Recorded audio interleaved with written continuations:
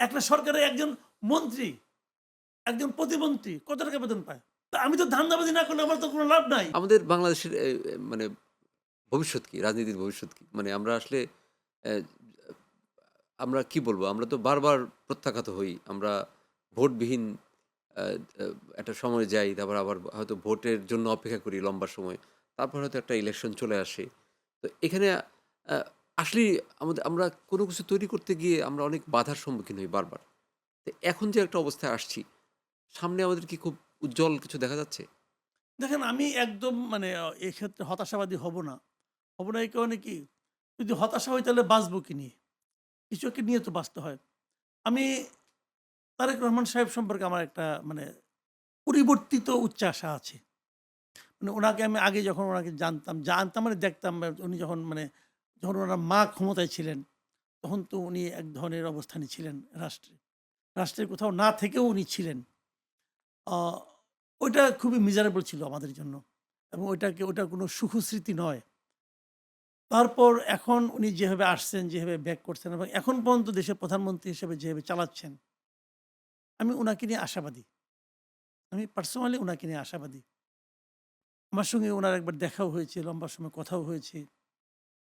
আ উনার কথাবার্তা, উনার চিন্তাভাবনা এগুলো শুনে আমি আশাবাদী। কিন্তু আমি আবার সংশয় প্রকাশ করি। এটা উনার কাছেও আমি বলে এসেছি যে, "আপনি তো অনেক কিছুই করতে চাচ্ছেন কিন্তু আপনি তো একা পারবেন না। আপনার সঙ্গে একটা টিম লাগবে, আপনার সঙ্গে কিছু লোক লাগবে। আপনি একটা স্বপ্ন দেখছেন। সেই স্বপ্নটা বাস্তবায়ন কে করবে?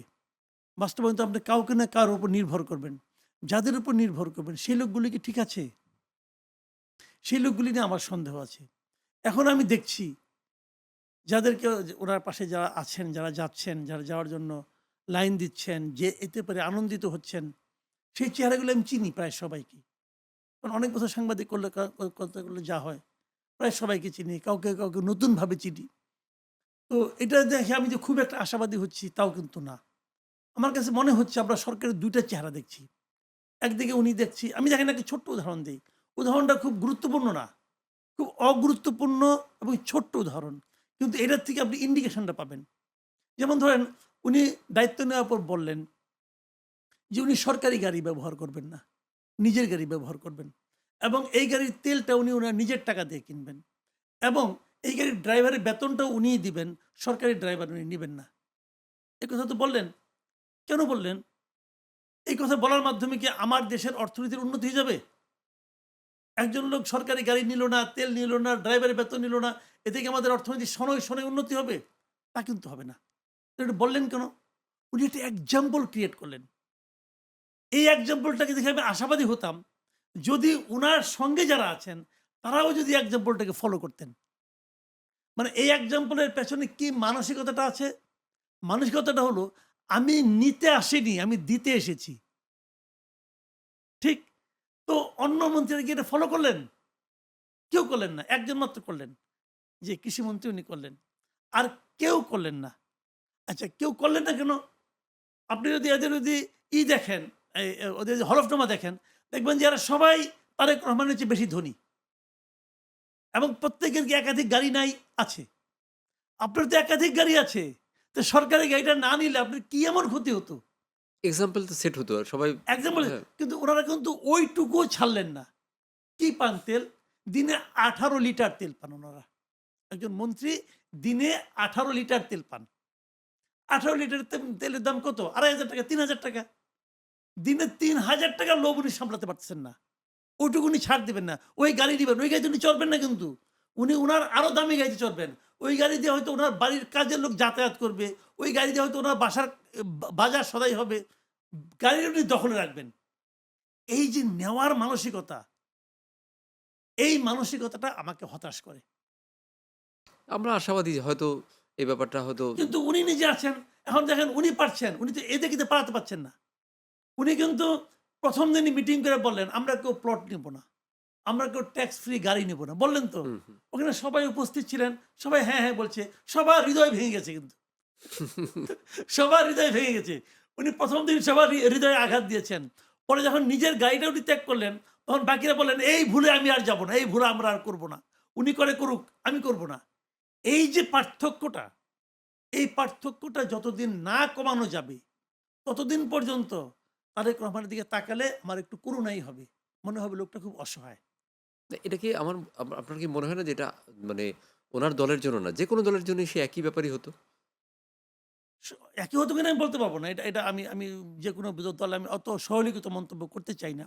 কিন্তু যেহেতু উনি এখন আমার প্রাইম মিনিস্টার, আগামী ৫ টা বছর আমি উনার দিকেই তাকায় থাকবো। উনার সাফল্যই আমাকে স্পর্শ করবে, উনার ব্যর্থতাও আমাকে স্পর্শ করবে। কাজেই আমি উনাকে নিয়ে চিন্তিত। যে উনাকে উনার জন্য আমার কাছে মায়া হচ্ছে। যে উনি যা করছে দেখেন, আমি কতগুলো উদাহরণ দিয়ে বলি আপনাকে।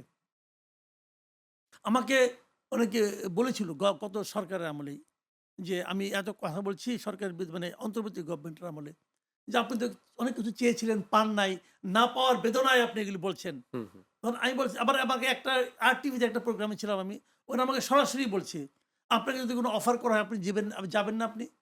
আমি তখন বলেছিলাম যে সরকারের কোনো রকম দায় দায়িত্বে আমি যাব না কখনো। যাই নাই, যাবও না। কোনোদিন যাব না। আপনি নিশ্চিত থাকেন। কেন যাব না জানেন? এটা কিন্তু ত্যাগ করার কারণে না। যাব না এই কারণে, আমার তো পোষাবে না। একটা সরকারের একজন মন্ত্রী, একজন প্রতিমন্ত্রী কত টাকা বেতন পায়? মন্ত্রীর বেতন হলো ১,৫,০০০ না ৬,০০০ টাকা। প্রতিমন্ত্রীর বেতন হলো ৯২,০০০ টাকা।